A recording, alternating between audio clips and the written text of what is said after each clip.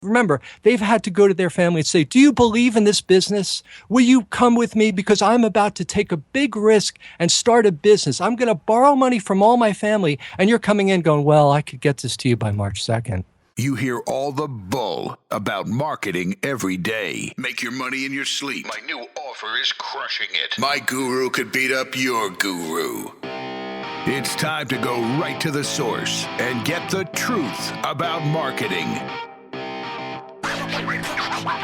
With your host, the founder of copychief.com, Kevin Rogers. Hey, welcome back to The Truth About Marketing. It's Kevin Rogers here. My guest today is Robert Gibson. If you haven't heard of Robert Gibson, that's partly on purpose because Robert is a behind-the-scenes guy until recently. You can now, I'm proud to say, learn more about Robert and get his wisdom delivered into your email inbox at robertmarketinghelp.com. He has a weekly, almost weekly newsletter called Might Like that blows my mind every time I get it in my email. It's an event. It's like a little blast of Christmas morning. All these amazing links to articles and some wisdom behind them from Robert. You can also get Robert's report at robertmarketinghelp.com called My Best Advice. How I know Robert is that we were both teachers in John Carlton's simple writing system together. And I think that's where we first met and quickly bonded over a shared passion for teaching. And after I was no longer an instructor inside of John's world, I always send anybody who comes to me asking about simple writing system. I can't make sure they get Robert as their instructor, but I do everything I can to make sure that that happens and highly recommend him as the one and only choice inside there. And I'm talking about among some of the greats in copywriting. Robert just has sort of an extra level of passion for this stuff. And Robert, I'm going to, well, first of all, hello. Welcome for being on the show. Yeah, sure. Thanks. I'm just saving that recording, that intro to my ringtone. So I'm just gonna call myself to hear it. Well, you know how I feel about you. And I'm just thrilled that you're, kind of making time to share a lot more of your wisdom because it's been a very small circle of people up until recently who have been privy to it. My pleasure. I want to read a testimonial that somebody wrote you after you were their instructor in Carlton's simple writing system, if I might. It goes like this. Dear Robert, I've been a teacher for 20 years, public school, homeschool, and children's church education. I love teaching and I adore the children, but your obvious passion for teaching makes me rethink everything it means to be a teacher. Wow. I find myself wondering, am I passionate as Robert? Can I do better? Then I dust myself off and I try it again. In this class, I learned to stop thinking harder and start thinking deeper. So deeply that I slipped out of my own world and into my customer's world. And what a world it is. A place where their dreams are hidden, shadowed, and deeply in need of nurturing and guidance. If my products are great and my customers are amazing, then isn't it my privilege and responsibility to bring them together? I think it is. Thank you for all your hard work and dedication. That is, I don't think she'd mind me sharing, from Melanie Saladino, who I've worked with for a year now, helping her grow her freelance business. And she is one of the most amazing people and copywriters that I know. So She is. Rob, That choked me. Yeah. well, I read that, Robert, because what we're going to talk about a lot today is teaching and, this idea about marketing that just goes so far beyond the data and all the surface crap we hear about and think about when it comes to marketing and really get down to what it means on a human level. That's right. Yeah. And that testimonial is just as good as I can get. It's kind of like, okay, have a great night. Yeah. Mic drop. Yeah. So, let me ask you a question, though, because I know there's a lot of freelancers listening to this, right? What is, as you're instructing someone, and I know you really are dedicated to getting the best out of them, What are the signs, though, that excite you as an instructor, as a teacher, where you go, oh, we've got something special here? Well, I think the surest sign that a freelancer has a great shot at success is deciding that they really want to work with someone. And a lot of times people will say, okay, I want to just pick an industry. Hey, this industry's got $1 billion. Go into this industry because it's paying. And I made that mistake years ago. I had worked in a dating service and I decided to leave it. And I thought, okay, if I want to teach, or understand marketing and from a financial level, why don't I learn what they teach financial advisors? So I'm listening to the radio and I hear this guy get on the radio rather, and he's like, come on down, we'll teach you, how to be a financial advisor. We'll pay you to learn it and, it'll be great. So I go down there. It's like one of those Marriott kind of places. And so you're sitting around and the guy's talking and the place is packed. Everybody wants to make money because they're, this guy's promising the world. And so halfway through, he says, you're going to be down at the boardwalk and you're going to be sitting next to the sausage and peppers guy. And you're going to be selling financial services next to the sausage and peppers guy. So when they're done eating sausage and peppers, you'll be there ready to help them with their finances. And to me, it was like I opened the door and Freddy Krueger's there. To me, it was like, this is going to be my entire life. And so I don't know what look on my face when he said that, because I'm sitting right in front taking notes.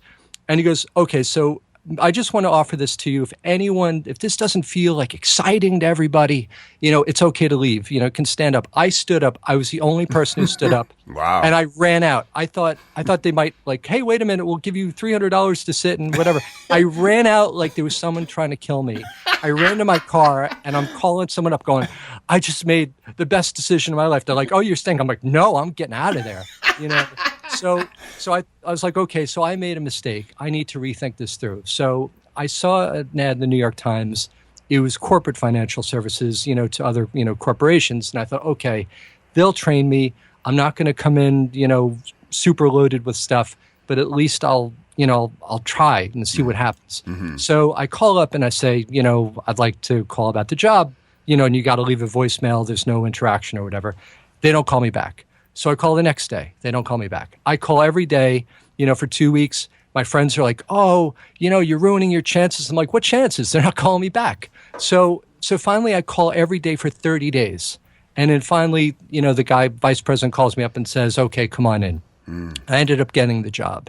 And the thing is that what I learned was there's a difference between relentless, like there's people who, people don't mind passion. They mind aggressive people who don't really care.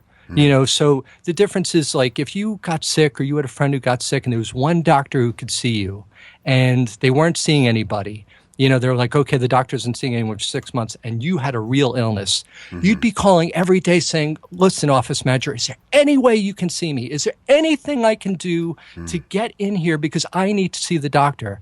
I had a dog and when he got sick, my vet couldn't help him. So I wrote every veterinarian, I wrote 200 of them trying to get help. And I got the head of veterinary pharmacology to take his case on for free. So my point is that the surest thing a freelancer has at success, we're just starting this conversation, you and I, Kevin, but one of the first things is you have to really want to work with that person. It can't just be like, oh, what are you going to give me? Oh, can I make some money on this? Oh, because that's not the thing. It's saying, listen, I really, really want to work with you, and I understand this is going to be a long haul, but I'm willing to put whatever it takes to get it. Wow. Great answer. That's so true. Again, and especially, look, if we're talking about freelance copywriting, this is not easy money. There's, I don't think anybody... There's no such thing. Yeah, there is no such thing. But it certainly isn't, landing clients, serving clients, meeting deadlines. You have to be passionate about this. And it will really behoove you to think very long and hard about what kind of people you want to work with, because that is going to make the difference because look, not every gig's going to be the best one you ever did. Your work will soar, your work will suffer, but it's really going to come down to the relationships. And I think that's incredibly important advice. Let's talk about, we're both big fans and friends of John Carlton. John has a great thing I love. He talks about the pro code, and I may be misquoting it a little, but he talks about, it's just show up on time, having done what you said you would do, and having done it to the best of your ability, right? I mean, that really is the huge. law. Like just talking about like deadlines, right? Like what's the deadline? And there's almost like two camps with this. And I just learned from John, you just don't miss deadlines. It's just part of who you are. And if you don't sleep for 3 days, too bad. That's right. There's coffee for that. And then there's other people who will say, "Oh no, deadlines are a suggestion." The creative process, and I'm talking about big names will say that, right? And they'll say, look, the creative process needs to have its due, and it can't be forced. So they're Picasso. I cannot be rushed. Well, it's business, right? And, John got that from the days of print when. Right. If you missed a deadline, the art couldn't go out. You might miss it by a month or something, and then the company could fall apart, right? Right. So that's a huge thing. And so, what for business owners expect from freelancers, when they hire them in their business? What should they be looking for? Well, the credo I teach students and I expect from people I hire is always show up ready to rock. So years ago I wrote music and I was going to a recording studio, and this guy charged $100 an hour. Now, the thing was that I didn't have $100 an hour, so I negotiated it down to $40 an hour, but the way I did it was twofold. Number one, he was blind, so I offered rides anywhere he wanted to go. He was literally could not see. Literally, blind. He was blind. He had macular degeneration. He had like 10% vision. So I said, listen, wherever you need to go, I'll give you rides. And the other thing was I got $40 an hour provided for the bands that wouldn't show up prepared. So they would miss their gig, or they would miss the session. They would show up late. They wouldn't have their cables. They wouldn't have anything ready. So I would get a call at 2 a.m. saying, you've got 20 minutes, get down here if you want it. And so I would be rushing. I would be like, I will be right there. Wow. And so literally I learned and I took advantage of everyone else who wasn't prepared, to show up. But see, here's the thing. So there's two parts of always show up ready to rock. Number one is always show up, but that's the minimum. So let's pull out in concentric circles and let's pretend we're a client and we're looking for websites for looking for someone to hire. Okay. All people's websites look the same. First of all, they're all templates anyway. Second of all, they're all saying, okay, they all make a big promise, right? They all have testimonials and they all have a guarantee. But to a client, a guarantee is worthless because I can't get back the time that I'm putting into you to say, okay, put up a website. I've lost clients if you blow it, just like John was saying with the newspapers. If you wreck it, I'm ruined. And so, so ready to rock means there's always a gap between your best. So there's someone you care about and there's someone you don't care about. So if you look at someone that you've bought birthday presents for and you're like, oh, I got to look for this. They've got to make the best birthday present, and someone you don't, your whole mindset changes. So you've got people who are, preaching in the marketplace, minimum viable product, good enough, how to steal customers, how to steal traffic ethically, right? And then that's basically translated as how to do as little as possible and then take as much as they can. And then they wonder why they're not further along. So there's disparity between, like, even if you look at something like a steakhouse, like in New York City, there's tons of them. And so we're talking about setting yourself apart. So in New York City, there's a steakhouse called Wolfgang's. If you ever, not Wolfgang Puck's, just Peter Luger's old guy. And so it's the best steak you will ever have in your lifetime. And so it creates a disparity. Once you have that, any other steak tastes like crap. It's like, I don't even want to bother, having that steak. So the point is that, I'll talk to people who are pitching me and saying, I can help you, whatever. And I literally had some guy say, well, I have to act like an expensive attorney and qualify you to see if you're worth my time. Wow. You sound like a great friend. I really want to work with you. I really want to trust my business with you. And you're acting like you're above me. Right. And I don't know. And the best people, you, Carlton, anybody, they don't act like that. They act like people who care. They're not like trying to posture. Posturing doesn't bring you closer to people. So the idea of always showing up ready to rock is saying, look, we go back to, the deadlines and things like that. Here's what people got to get. When you're coming in for a job and you're coming in, say, listen, I want this gig, I want to work for you or whatever. To you, it's just, I need some money coming in between February 1st and March 2nd. To them, it's their whole business that they're so passionate about. And if you compare your level of passion to remember, they've had to go to their family and say, do you believe in this business? Will you come with me? Because I'm about to take a big risk and start a business. I'm going to borrow money from all my family. And you're coming in going, well, I could get this to you by March 2nd. You know what I mean? The disparity is huge. You look like an idiot. Like, it's just like, you got to really get that this person. So when they sound like, when a business owner sounds like, they almost sound like Jim Jones, you know what I mean? Like they're starting a cult, because to them, that's their whole life. They're betting everything they have in it. And it's just sort of like, the best thing I can say is, look at the size of bets people are making. You're making a bet like with copychief, which is great, by the way. You're betting, you've got kids. You know what I mean? You've got a family. You're going home to your family saying, okay, listen, I'm going to start this thing called copychief. I don't know what's going to happen. I'm going to send out an offer. We're going to find out what happens. And you're betting everything on that. And your kids are looking up going, Daddy, what are you doing? I'm doing this thing. I hope it works, right? And then some other kid's like, yeah, I guess I could help you. The disparity between passion is gigantic. And so when I work with anybody, I'm coming in knowing like, hey, listen, this is really important to you. This isn't a game, so that's, so when I say always show up ready to rock, it's always show up ready to rock. That means this is your one show. This is the one time where you have to bring everything you have and you've got to make it count. Wow, man. That's so good. And I'm going to tell you, for a freelancer, here's what that does. What you're really doing is by matching the passion, the dedication, the sacrifice that your client went through to create this offer that you'll be writing for.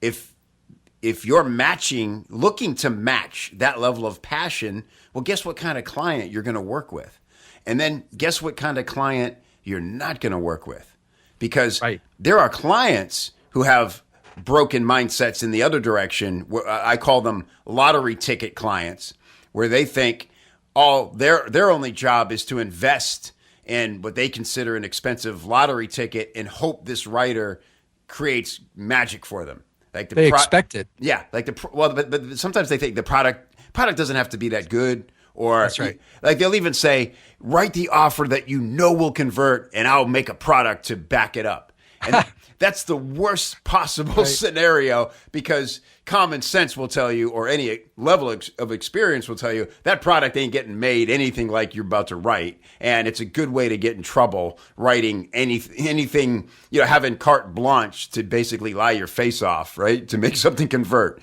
Really bad circumstances. But what Robert's saying is, when you really, make your client is the avatar. Yes, you'll have a market avatar and a customer avatar for this product. But if your client avatar is a person so dedicated to their business and making it work, being all in and burning the ships on what they're doing, then that's the kind of partner you want. And copywriting, is a partnership. And the more that freelancers and business owners think of it that way, the better off this industry will be. Exactly. Beautifully said. Great stuff. Robert, I'm always fascinated by, you have a very unique history. Everybody in marketing really has great, interesting things in their background. One of the most interesting about you to me is that you, for a time, worked on a suicide hotline. If you don't mind sharing, tell me how that affected the way you see marketing. Well, I think the first thing is that, I learned about Crossroads. So, the first call I ever got, on the suicide hotline was someone calling up and saying, I'm going to go into the forest and I'm going to take an overdose of pills and I'm going to die by the time anyone finds me. And there's nothing you can do to save me. And this was my first call. And, I was trained to say, well, it sounds like you're upset. It sounds like everything's kind of bunny talk. And all I could think of was just say, well, I don't understand. Why are you calling? And I made him own why he was calling. Well, actually, I need help. It didn't come out like I'm pushing it together. Yeah. But the idea was that, I was able to help him. And I really realized that there were crossroads, that people are at a crossroads. So then I thought, okay, it's just a suicide hotline. Nothing is that intense. It's just that one moment in time. Then I worked with a dating service, and I realized it's the same crossroads. So the dating service, you was interviewing people and background checks and stuff like that. It wasn't like online stuff, and you really interview people. And so the dating service wasn't about dates. It was whether they'd ever believe in love again. That was a crossroads. It would be who would help raise their children if they were single parents or care for their parents. So they would say, I would say to them, look, you'd never go to a dance club at 2 a.m. looking for a babysitter, but that's what you're doing. Wow. So the idea is that every single offer you make has an impact and a crossroads that has real world consequences. Even if it's a simple PDF, a marketing PDF, don't worry about people not believing you. Worry about the people who do believe you. Because they could be moving across the country because someone wouldn't stop talking about how lucrative an industry, their thing was. They could be on the verge of divorce or bankruptcy because they put their trust in you and they tuned out everyone else. So there's a crossroads in everything. You always have to look for the crossroads. And, the first mistake I made was just thinking everything was super intense, but understanding that, someone may be talking about a PDF, but meanwhile, the person buying it, their life may be in shambles. So you can never walk into any kind of offer thinking that, hey, we're just talking about a $20 product. Someone's making a big life decision that you don't know about. There's all kinds of things going on in the background of their life that you have to be really aware of. Even, your little empathy map and your little, avatar, hey, meet Bob. Bob's 45. No, Bob is fighting with his wife. There's all kinds of stuff. Bob's caring for his parents who are sick. There's all kinds of things that you're not factoring in. And you won't be so glib when you write copy. You'll start understanding that these are real people so that everything you do understands that there's a crossroads. And you always have to be aware of those crossroads. Even if it's not in your copy, you've got to be ready for it. Bro, you're killing me here. That's amazing. This is my new favorite quote of life. When it comes to marketing, like you said, even if it's just like a free download, stop thinking about the people who won't believe you and think harder about the people who will believe you. What are you saying to them? What are you really delivering to them? Are you matching the seriousness, the importance of it, and how deeply they'll believe what you're saying? That's a responsibility that we have as marketers that way too often gets overlooked. Incredible. Robert, I don't know how we can even step this up, but I'm going to ask you the essential question of this Truth About Marketing podcast. Are you ready? Yep. All right. Robert Gibson, what is the one thing you've done in your marketing that has produced the most surprising results? I think coming to the financial world with no financial background, the thing I thought, I'd come in and everyone else had 20 years in finance, and I had come in from, working in marketing with dating service. I had, done suicide hotline. I'd worked with hospice. I had, completely different mindset, completely different mentalities. And so everyone else was coming from spreadsheets, and they were coming from presenting things to, everything made logical sense.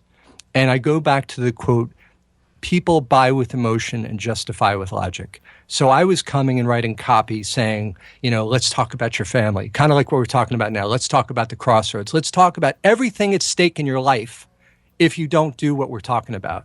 And talking about what's important to them. Now, I didn't have a lot of fans in that arena in the beginning because everyone was saying, listen, you're going off, you're wrecking stuff here. And, we want you to just be polite, write some nice things and, some friendly bullet points and exceeding expectations or whatever it was.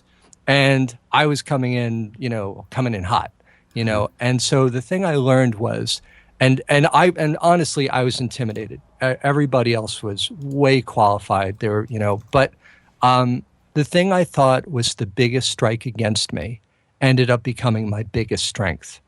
So that was what surprised me, because I thought I was doomed. I mean, honestly, like I was going in saying, okay, I'm learning this. They're teaching me all these, legal terms and financial terms, and it hurts my head. But the one thing that was important to me was caring about people. So everyone else in the financial world was caring about money and profits and stuff, and I was caring about the people. So the biggest surprise was that, if you trust who you are, and I'm not talking about like, look, I'm not saying, hey, I know how to cook pancakes, and that was my biggest strength. It was saying I cared about people, and I made it my life's calling to figure out how to help people and understand people, and bringing that into the financial world was sort of like there was no competition. Whereas, and everybody talks a good game, and now they've got their templates and empathy maps and stuff like that. Yeah. But, that's just the first round. And when people start trusting you, there's second and third and fourth rounds. So you better be ready for when they start talking to you. So again, I would say the one thing that really surprised me was the success of caring about people in a financial world, and further, that the thing that you think, and I would say this to any freelancer, and I'll turn it on you for like 30 seconds, Kevin. Sure. Is that, you came from comedy, and, one of the things that you learned is you have to work hard, you have to show up, and you've got to be there when no one else is there.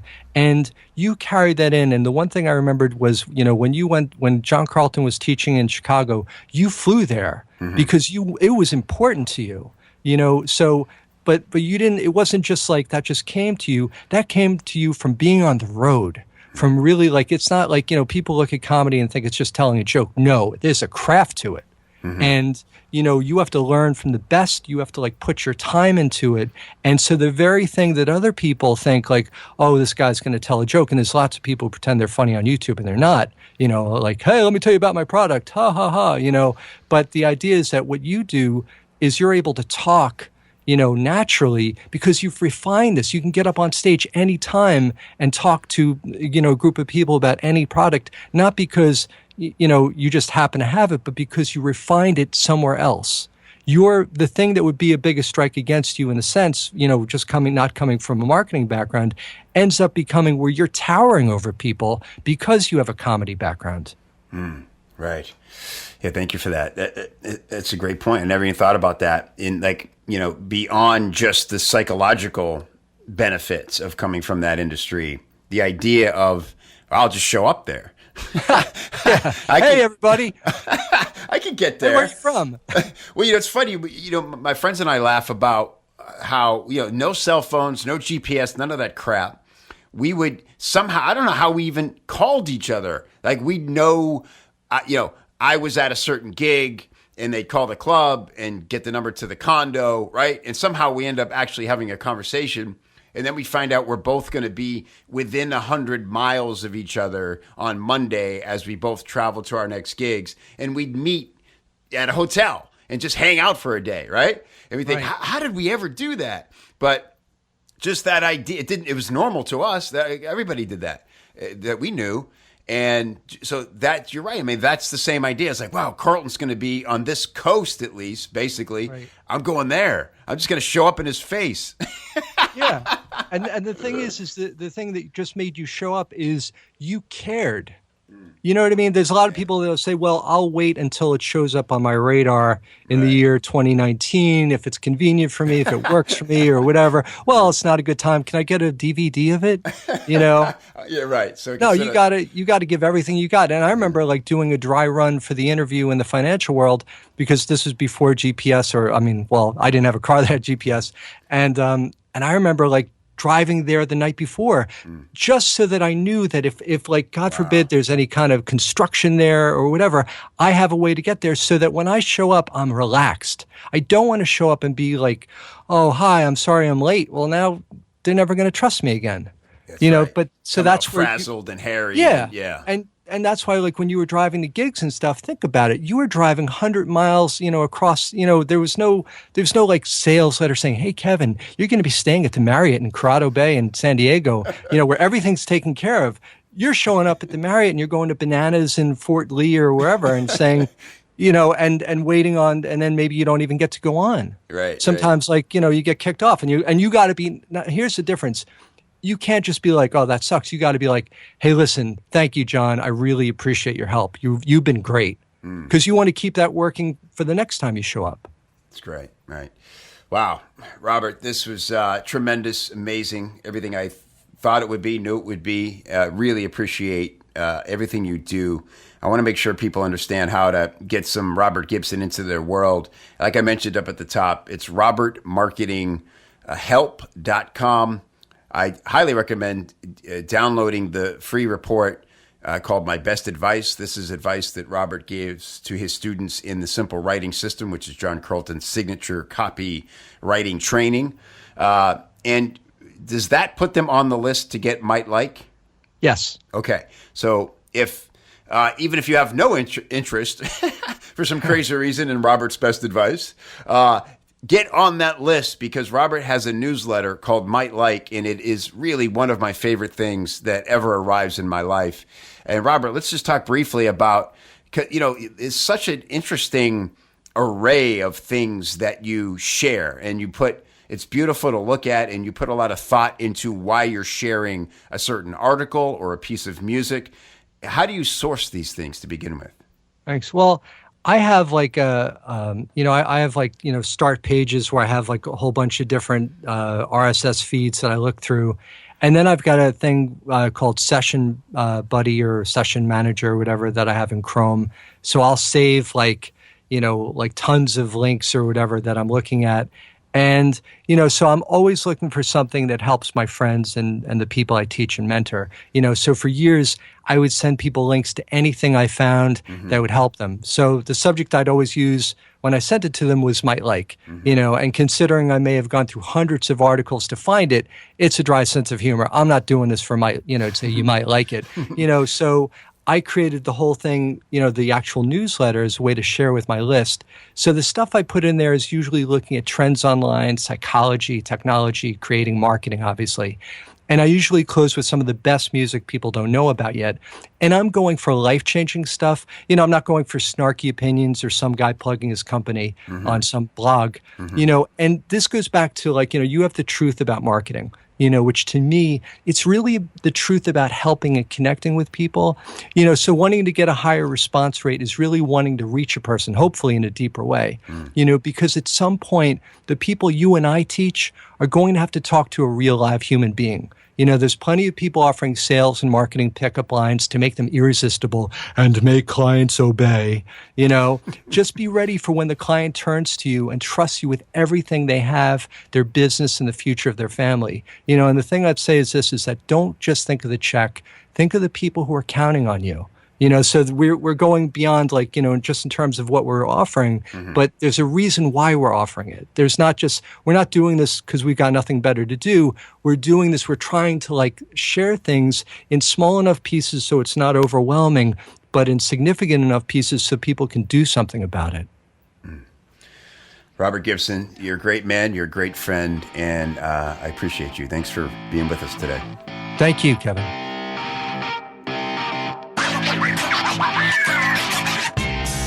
Hey, thanks again for listening to the Truth About Marketing podcast. If you like this show and you think other people would like this show, the best way to spread the word is by reviewing and rating the show in iTunes.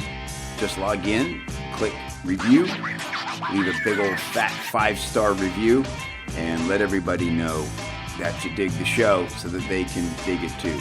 To get all the links and resources we mentioned on today's episode, please go to copychief.com/TAM, as in Truth About Marketing.